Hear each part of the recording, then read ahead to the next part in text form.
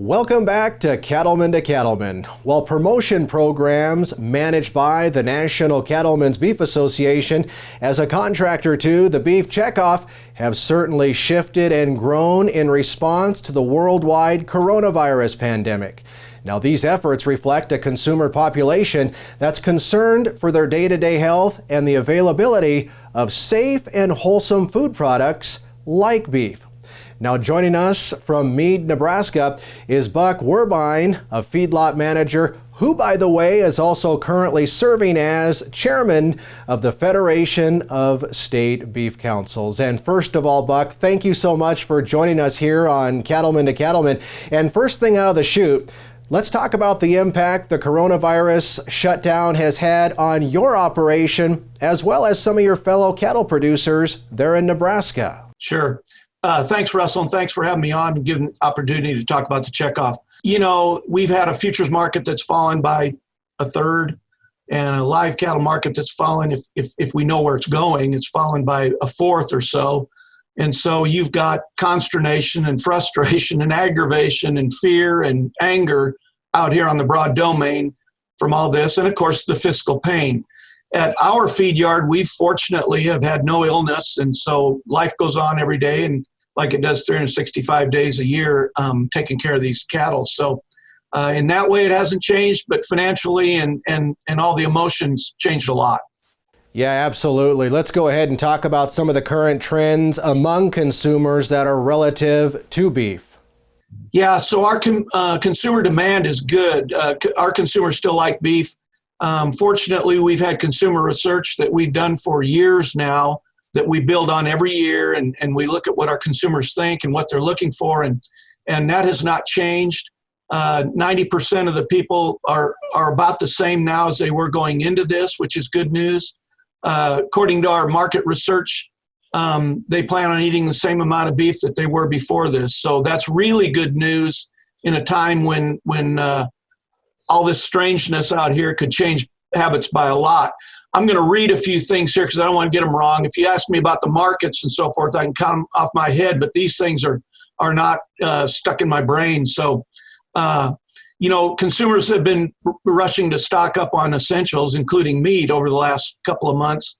And so beef sales exceeded 90% growth year over year at the retail level. And we kind of saw that on the news, and everybody's kind of aware of that. The problem is the opposite can be said for the food service, the restaurants. So the dine-in restaurants have really suffered. I think they're down something like 80%. Yeah, about 80%.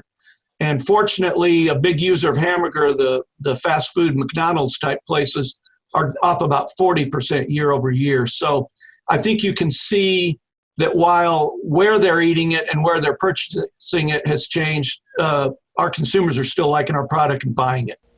Yeah, that without question is some very good news. Now, Buck, given this new reality, let's talk about some of the new ways the Beef Checkoff program funded promotion programs have responded. Yeah, and that's, once again, that's a great resource that we can tap into the information that we've got. And so the NCBA, it's a contractor to the Checkoff, is continuing to work on building beef demand, providing the consumers information they need in this time. I guess 3 out of 4 consumers are under a stay-at-home order. And so we know that a lot of meals are eaten away from home. Well, a lot more meals are getting eaten at home now. And so they're cooking meals more for themselves and for more people more often. And we've got such a plethora of examples of recipes and explanations of cuts and so forth, so that our consumers can tap into that. And we have a great conduit through our social media programs to get to where the consumers are in their home now. And that's a great blessing. We use that iconic brand, Beef It's What's for Dinner, that's so beloved out there. And through the NCBA's work and state beef councils themselves, we've increased advertising and consumer outreach through tips on preparation recipes. And like I mentioned before, we're also, what a great time to have Chuck Nose Beef. And when a feeble-minded moron like me can run Chuck Nose Beef, anybody can do it. And so that's a great and easy way for people to find out, how do you cut how do you use these different cuts? What are the cuts that you can use? How do you prepare them and so forth, and give them some real confidence in preparing meals for their family that we know they're going to like because of the taste, and also know, the nutritious and safety of it and so forth.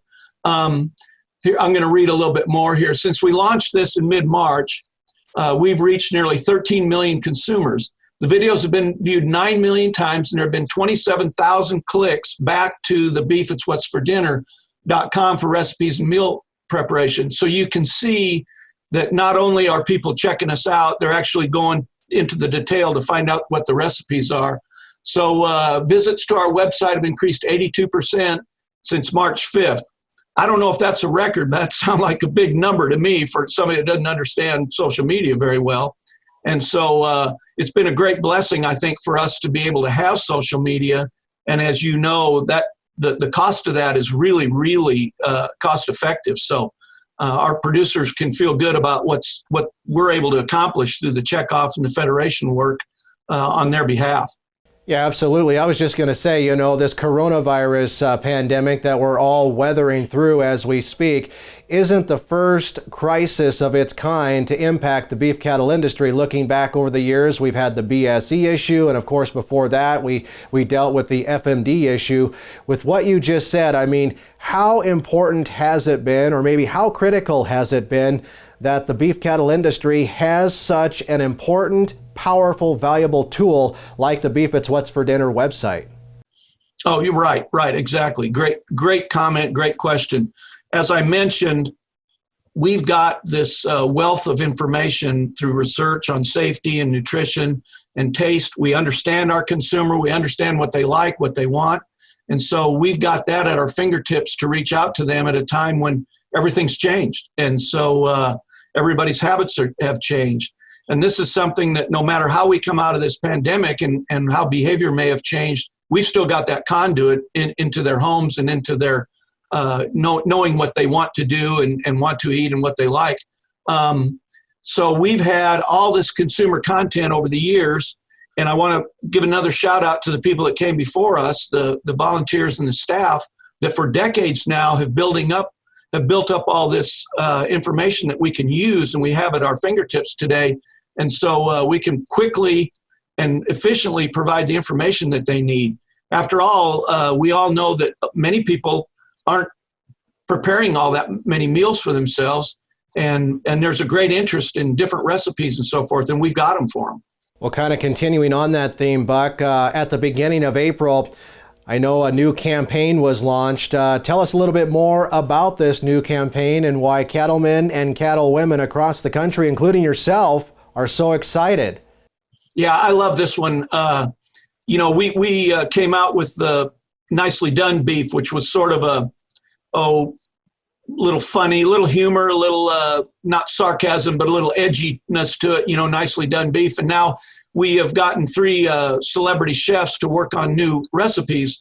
And the first one, playing off of that on the play on words, is Kentucky Fried Beef. So instead of KFC, it's KFB, and I think that's really good and really popular. It's a nice dish. Also, Peking Chuck, obvious reference to Peking duck, and another nice use of beef in a recipe that's popular. And then finally, the calamari. That's my favorite one. And for those, as Rush Limbaugh says, those of you in Rio Linda, that's squid, and so they've got a beef squid dish. And so we're kind of playing off that Nicely Done beef idea. And these I really like. Since April 1st, we've reached more than 6.5 million consumers and secured 4.5 million video views. So I think those are impressive numbers. Yeah, absolutely. I love them, and there's some great topics, and certainly the beef cattle industry is playing off some very good notes there that have worked in the past for some other industries for sure. Believe it or not, whether it's in Nebraska where you're at or in Billings, Montana where I'm at, the temperatures are finally warming up. And with that said, let's talk about looking forward as we all start to return back to normal, so to speak, and maybe, just maybe, get outside and enjoy some grilling outdoor weather. Yeah, and what's better than getting out and lighting up the grill and not having to wear your mucklucks to do it? So, like today, we're supposed to be 78 here in Nebraska. Great time for grilling. And along those lines, the Chekhovs come up with some cool ideas, including United We Steak. And so that's playing off different states and what steak that they're kind of known for. California's kind of known for the tri-tip, for instance, and coming up with recipes for that. And we may go even to the extent of having the steak cut in the shape of the steak cut in the shape of the state, the steak and state. And so this is another good one I think can be a lot of fun and play on the pride of each state. And so, you poor states that are just kind of rectangles, I'm sorry, but the states with interesting shapes are going to be kind of fun. And we think that that's going to really showcase the 50 states and get a lot of people involved as grilling becomes obviously a highlight of meals. I love it. Well, before we let you go, any other words you want to add to our viewers, Buck, to encourage your fellow beef cattle producers as we get through this? Yeah, we're in such uncharted territory. I mean, we've been in market wrecks before, and like you mentioned, BSE, where demand dropped and so forth. But my mother will be 88 this summer, and I asked her, have you ever seen anything like this? Never.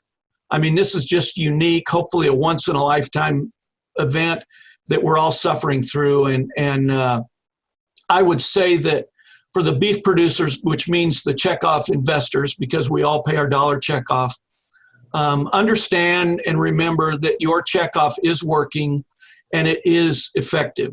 And so in spite of the great demand that's out there and what people are willing to pay for our product, and a lot of it, exports are up 26% for the year, it feels like we don't all get our fair share, and that is frustrating and aggravating.